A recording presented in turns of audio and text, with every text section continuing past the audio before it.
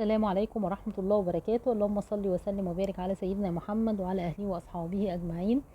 راتب شهري للطالب، تفاصيل التقديم لمدرسة الذهب والمجوهرات بعد الإعدادية.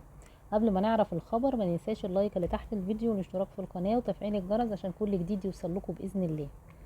بيبحث الكثير من أولياء الأمور عن بدائل للثانوية العامة بتضمن مستقبل أفضل لأولادهم، وبتعد مدرسة الذهب والمجوهرات ايجيبت جولد أحد أهم بدائل الثانوية العامة المتاحة أمام طلاب المرحلة الإعدادية.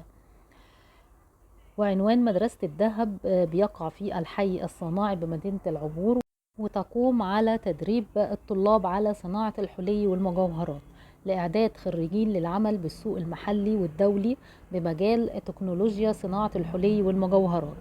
ومدة الدراسة في مدرسة الذهب والمجوهرات 3 سنوات، بيحصل الخريجين خلالها على دبلوم فني في تخصص تصنيع المجوهرات والحلي معتمدة دوليا.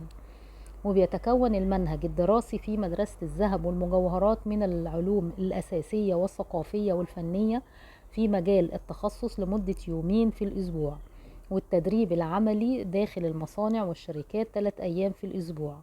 وبيحصل الطالب الذي يدرس في مدرسة ايجيبت جولد على مكافأة مقابل التدريب العملي قيمتها 3000 جنيه، وتقوم وزارة التربية والتعليم بتحديد تنسيق مدرسة الذهب والمجوهرات في نهاية شهر يونيو الجاري.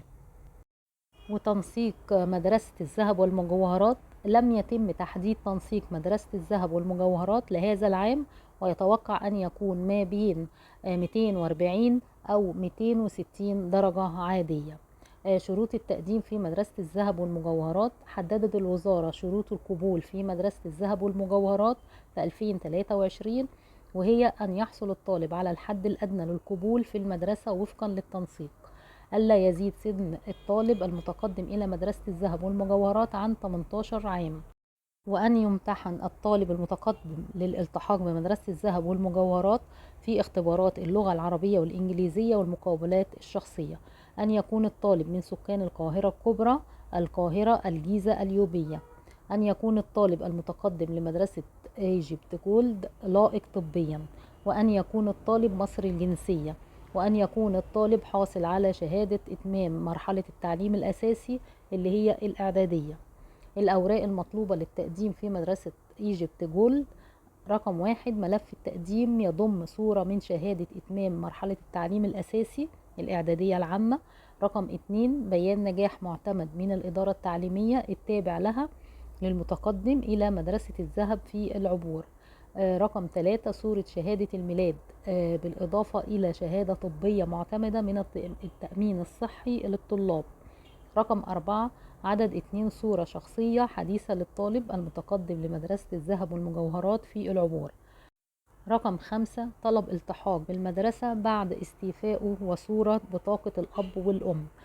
الكليات المتاحة بعد مدرسة الذهب ايجيبت جولد: هناك عدد من الكليات المتاحة بعد مدرسة الذهب والمجوهرات، وهي كلية الفنون التطبيقية جامعة حلوان من الكليات المتاحة بعد مدرسة ايجيبت جولد. كلية الفنون التطبيقية جامعة بنها من الكليات المتاحة. كلية الفنون التطبيقية جامعة دمياط من الكليات المتاحة بعد مدرسة ايجيبت جولد.